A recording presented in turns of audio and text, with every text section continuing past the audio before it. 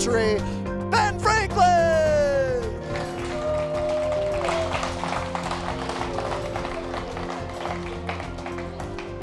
Citizens, I thank you for inviting me here today, and I thank Mr. Fine for that splendid introduction.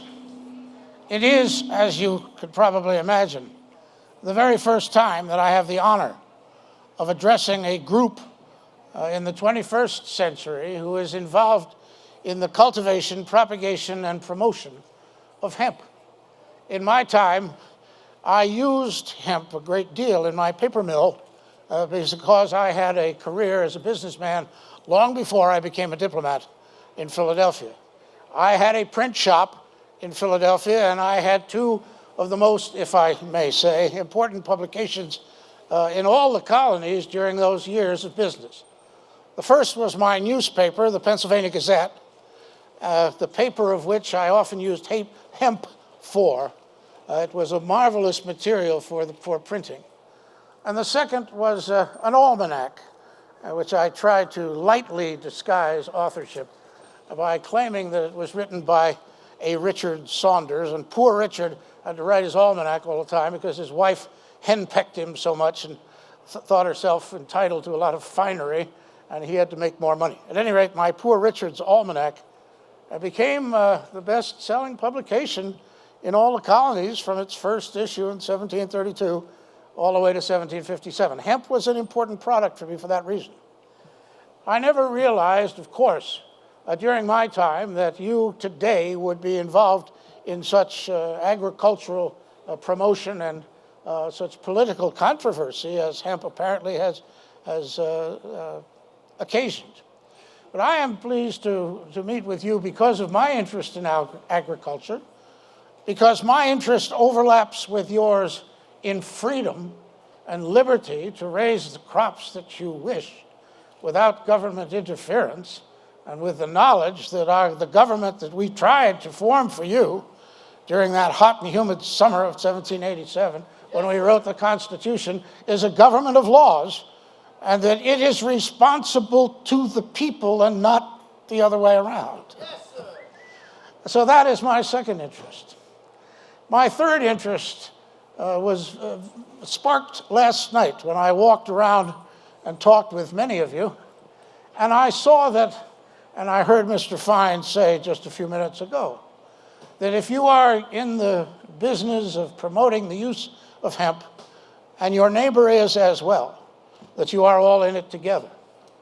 And that sparked my interest because of a book that I read when I was 16 years old. Let me go back and tell you about it. When I was 16 years old and I was apprenticed to my half-brother James in Boston, the city of my birth, and he was a printer, I read a book by a Puritan theologian named Cotton Mather. And Mr. Mather and I, when I became of age to think about such things, had many differences of theological opinion. But he wrote a book, a series of essays to do good. And that book changed my life, for the better, I hope. He had two ideas in that book, and both of those ideas I have heard echoed today and yesterday at this convention. The first was that the best way to serve God is doing good to man. He was a theologian. He put many things in religious terms. He said that the best life you could have, the very best, was to help your fellow man, to leave something for him when you left. A useful life was the best. And the noblest question in the world is, what good can I do in it? And I've heard echoed through this convention amongst you all strands of that idea when you say things like, well, yes, I want to do well in my portion of the hemp business, but I really want to do something for my fellow man. I expressed that in one way or another. I want to promote the use of hemp in agriculture. It's a wonderful thing. Or I want to promote the use of medicinal hemp. That hemp used for medicines is a wonderful thing. And I hearkened back to those words of Cotton Mather, that the noblest question in the world is, what good can I do in it? Next was the idea of working together. When I became a young businessman myself after my apprenticeship, and after I ran away from my half-brother James because he beat me, and he taught me much about printing, but much more about liberty and hating arbitrary power unethically applied, I ran away all the way to Philadelphia. And when I became a young businessman, the idea of living usefully was an important one to me. The fact that you are here working in association, learning, and as you say in your 21st century way, networking with each other, was what I wanted to do in Philadelphia, and did. As a young man, I formed what I think was probably the first professional association. I called it the Junto, which is Latin for meeting, for we met every Friday at City Tavern until we got too big and we had to hire a hall. The Junto was a group of young businessmen like myself who wanted to get ahead and to make a good living, profit from the mistakes and errors, the failures and the successes of his fellow businessmen in Philadelphia, and wanted to leave an imprint, wanted to do something good to live usefully, as you are here in the 21st century in this part of Colorado and beyond. And so we decided that the first thing we wanted to do for the city of Philadelphia was to create a public library, which we did. And we collected funds and we worked together, because the power of working together in association was so much stronger than what we could have achieved working individually.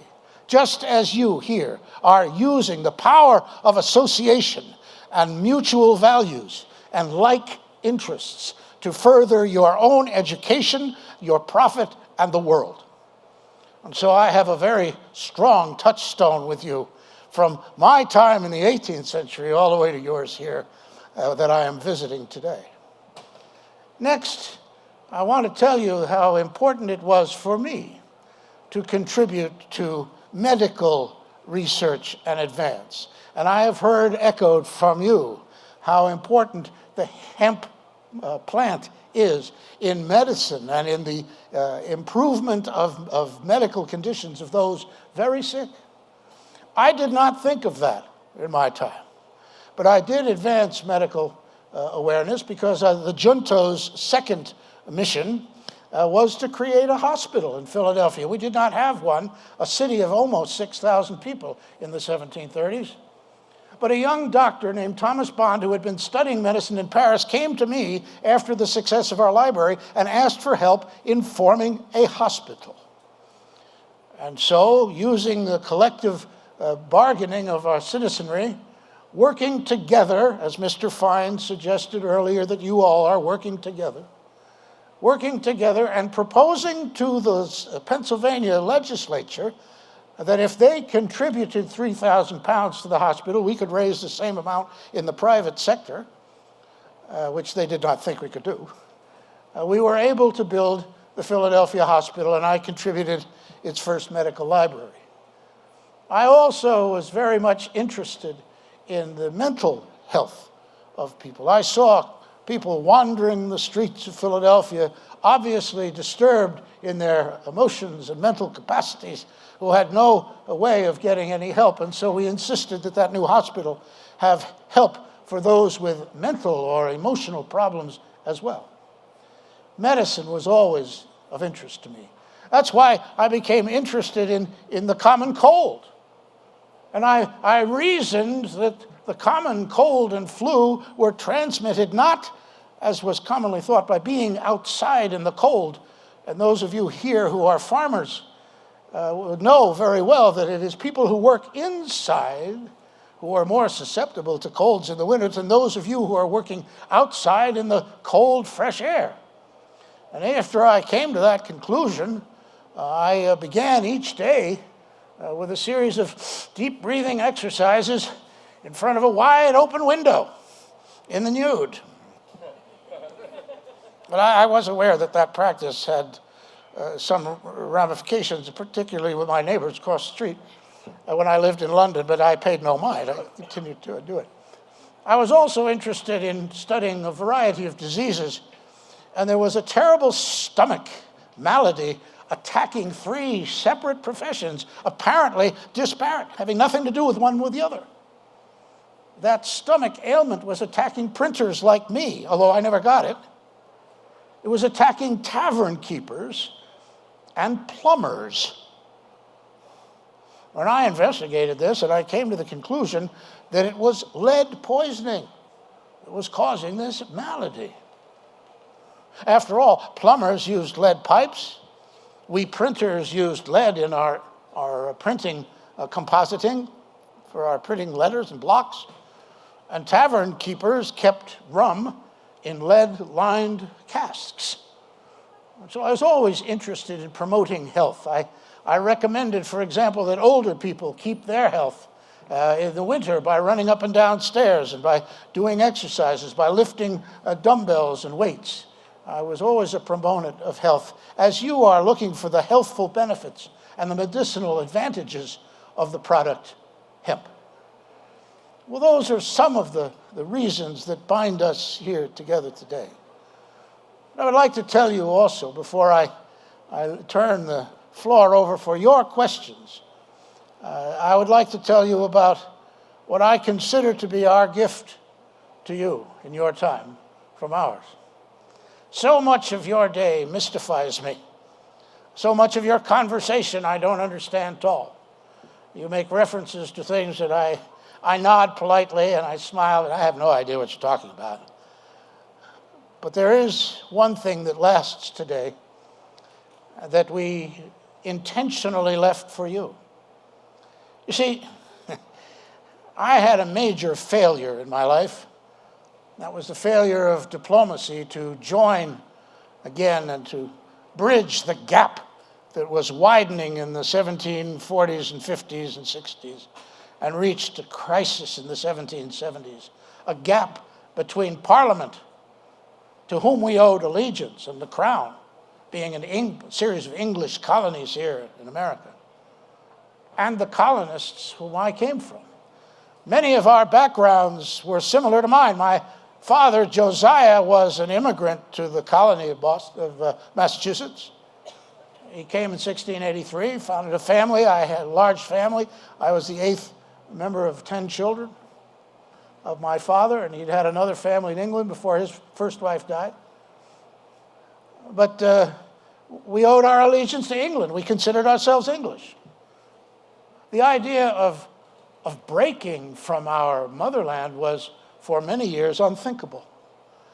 But when my own diplomacy in England failed after 15 years to bring us together, and I left England in 1775 convinced that the only way to regain the liberties that the British Parliament had systematically struck from us in the colonies was to break from our once beloved motherland. When I came to that conclusion,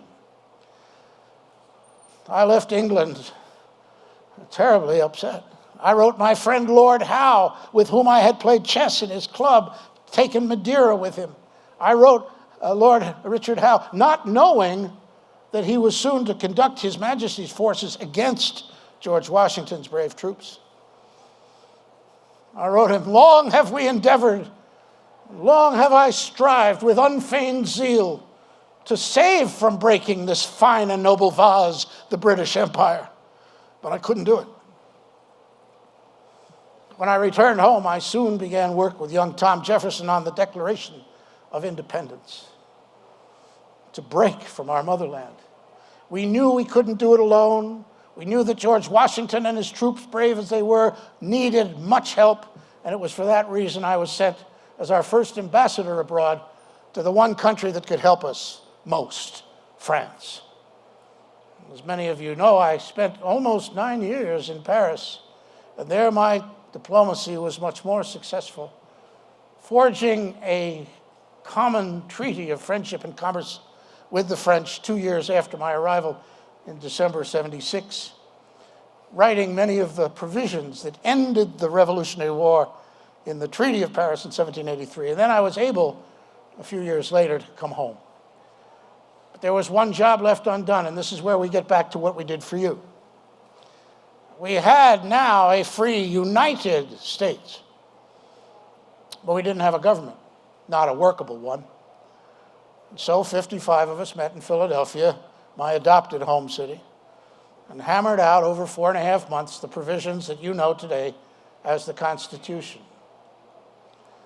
And even today, as you prepare for a change of power in your president in a peaceful way, because we do not change governments now in this country, nor did we when George Washington ascended the first presidency in April of 1789. We do not change power at the end of a musket or the threat of force. We change power by peaceful means. Those peaceful means are some that many of you in this room have fought to maintain. Those peaceful means are some that you in this room who have served in America's military have fought to preserve. Huzzah, says I. And many of those liberties that you enjoy today were forged in those beginnings. But you will prepare to exchange power in that peaceful way because of the Constitution that we wrote, and that on the 17th of September, 1787, I urged my fellow delegates to sign. I was the oldest delegate at the age of 81. And I urged in a speech I handed to my colleague James Wilson, Pennsylvania, to read, because I was at 81, tired and old, sat down. I urged them to put aside their differences and, like me, give up some of their ideas, like making the wild turkey our national bird, and to put their names to that instrument for you, our posterity, whom we would most likely never live to see, but for whom we created that document called the Constitution. Some of it is complex, but inside the Constitution is a nugget of gold for you. And a nugget of gold we were happy to leave for you as our gift to the future, as you are working for hemp to be a gift for the future of our country's health. That nugget of gold was your right to vote. Men and women have given their lives for that right as American citizens. Other men and women around the world by the millions would love to live under a system where that vote is free, uncoerced, and secret. You have that, and that is our gift to you. We also left another gift in the Constitution, and that is your ability to change it, to make amendments, to make it more fitting for your times.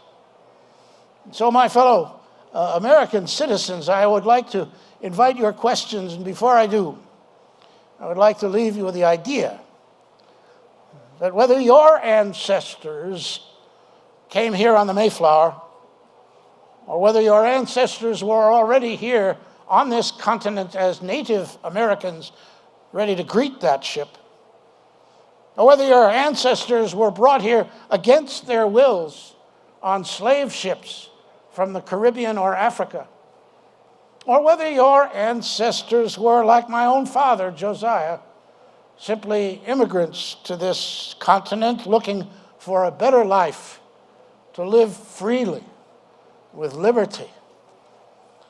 That Constitution belongs to each and every one of you. And that right to vote is your precious gift from the past to your present to hand down to your progeny for the future. I'm now very happy to take your questions, but I cannot see you because of the brightness of the lights. So I would ask you to stand up and call out, and I will look in your general direction and try to answer best I can. Somebody? Can you remind us what type of government you left us?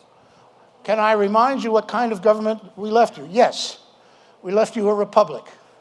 A republic is a representative government. Many in the Constitutional Convention argued against democracy and argued that democracy was the root of all evils.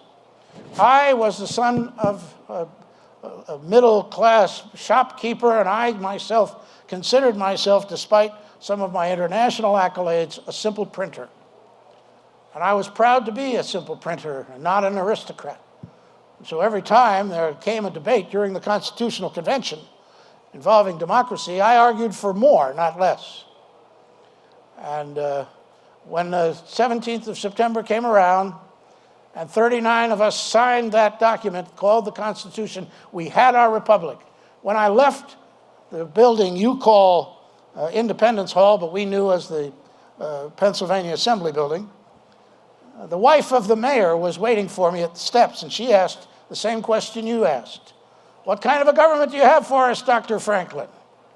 And I replied, a republic, madam, if you can keep it. By which I meant that only with an informed and engaged citizenry, as I suspect many of you are, only with that kind of a citizenry can the republic survive. It was, after all, an experiment. No republic had ever lasted or existed for a long time on such an enormous landmass as North America. Other questions? Call them right out. I can't see you. Right here. Do you think the federal government has overstepped its constitutional limits? Do I think that the federal government has overstepped its constitutional limits? You mean today? Yes. Oh, good sir. As a visitor to your time, it would be arrogant and inappropriate of me to try to make comments on things that I understand so little. I have all I can do to remember the events of my own era. It is up to you to treat those of yours.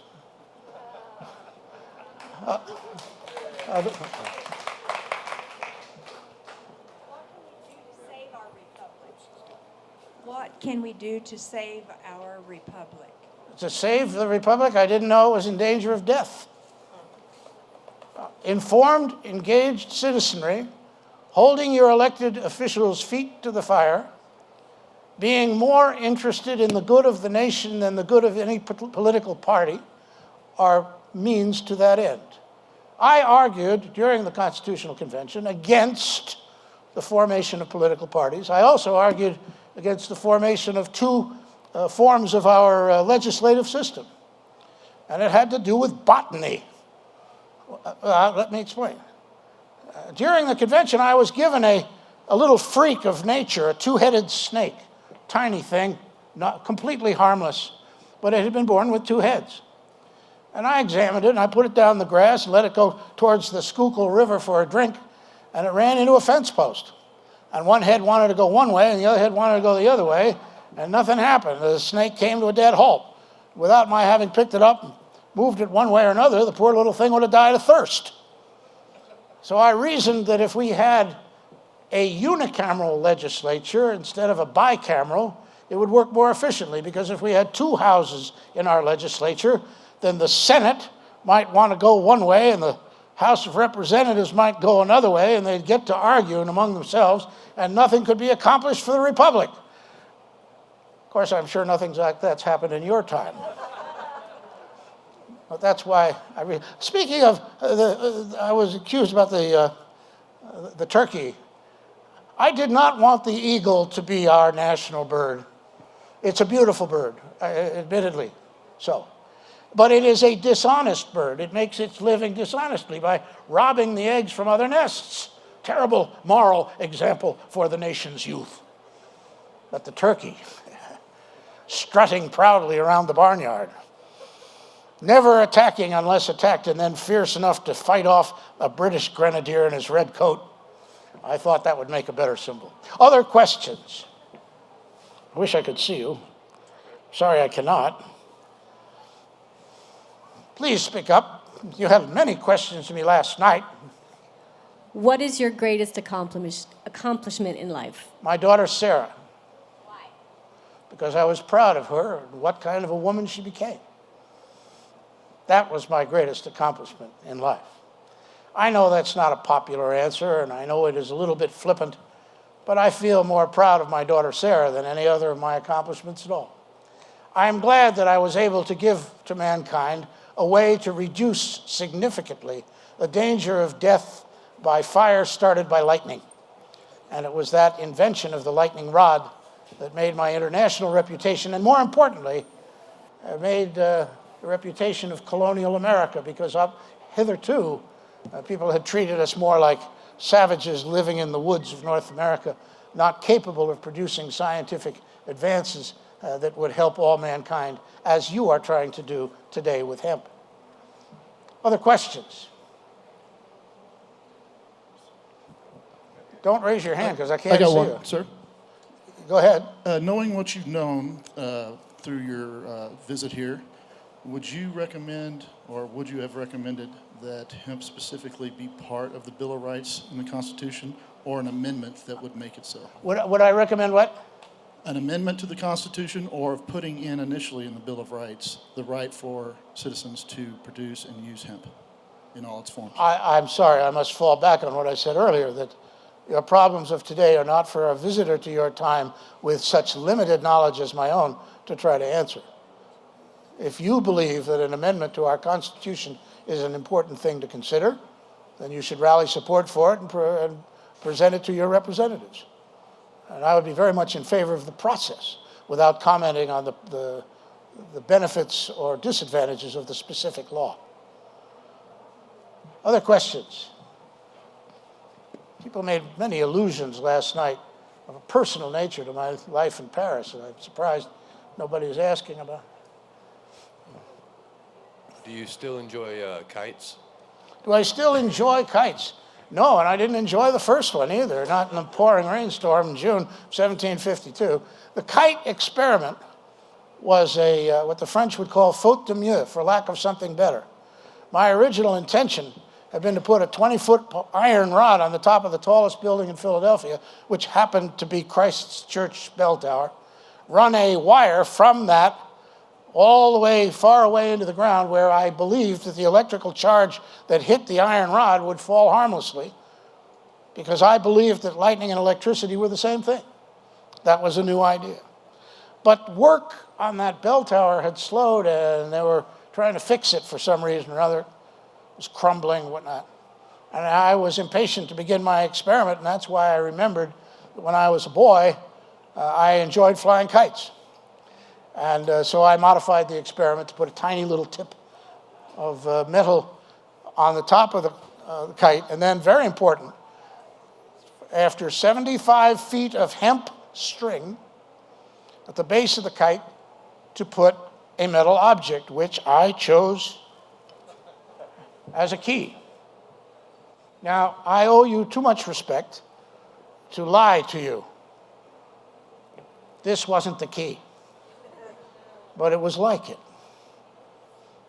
And I show it to you today to show you how heavy it is, and how when I moved my knuckle just close enough to the key to feel that it was indeed charged with electricity, I knew my experiment was successful. Other questions? During your visit to this time, have you noticed your face on money? And how do you feel about the Federal Reserve? Those are two questions to which I have different answers. Have I noticed my face on money? Yes, there are two bills in current American circulation that have my likeness on them.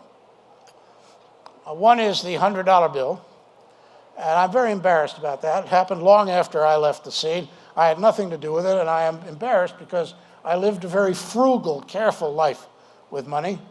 I would have been honored had my likeness appeared on a penny. But to be on a $100 bill, it made me very uncomfortable.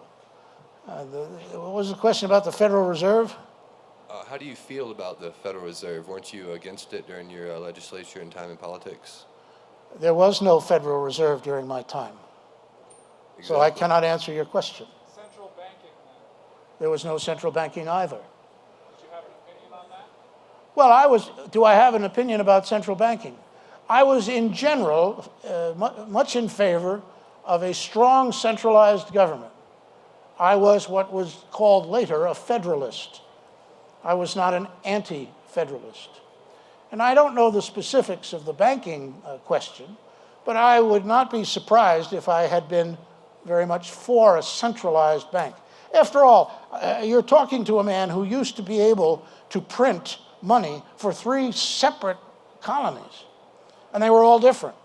And the different monies from the different colonies was a source of great confusion, and one of the things that we were trying to regulate and change by our Constitution and the amendments following. But at the end of the Constitutional Convention, at the age of 81, I only had a few years to live, and the sand in my hourglass was running out. So I paid less attention to those matters. Other questions?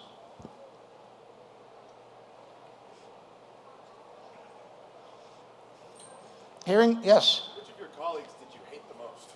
Which of my colleagues did I hate the most? Well, hate is not a word I would use, sir. I would say that my love for Mr. Adams was less than my love for some of my other colleagues.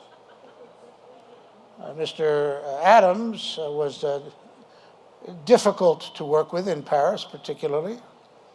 Some of the rumors that he started about my life in Paris, which had no basis in fact, follow me to this day.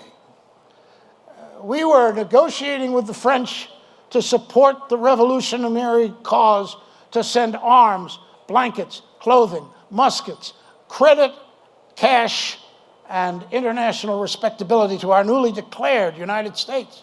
It was a negotiation of some delicacy. Mr. Adams came crashing through these negotiations like a bull who carried his own china shop with him. He was demanding that my French counterparts, the Count of Vergennes, Minister of Foreign Affairs, Monsieur Turgot, Minister of Finances, do this, that, and the other thing. Well, you do not ask for help from a friendly country by demands. And the language of diplomacy in Paris was flirtation, which I enjoyed. Mr. Adams did not, nor did his wife. And Mr. Adams and Abigail, his wife, found that disgusting and shocking. But one of the reasons I was chosen to be our ambassador was that I was flexible. And I could conduct diplomacy with the English in their clubs at night, or in Paris, in the salons of Paris, by flirting with some of the ladies of the court. So Mr. Adams was difficult. And my love for him less than that of my other fellow founding fathers. Other questions? Hearing none, I will quit the stage, and I will remind you of a moment at the end of that Constitutional Convention. After the vote had been taken, we had our new government. Our republic was founded for you, our posterity. The chairman of our convention, George Washington, who we all knew was bound to be our first president, arose, came down from the chair he'd been occupying, and I noticed that that chair had a painting on it of a sun. And I had not until that moment been sure whether it was a rising or a setting sun. But now, with our republic founded for you, our posterity, I said that it was a rising sun. And looking out over you, whom I cannot see right now, but saw much of in the great rooms of this convention, seeing you looking as healthy and as dedicated to your cause of hemp production and distribution, seeing you looking healthy and committed to the blessings of being Americans, I would say that the rays from that sun still shine on the peoples of the United States of America. Thank you.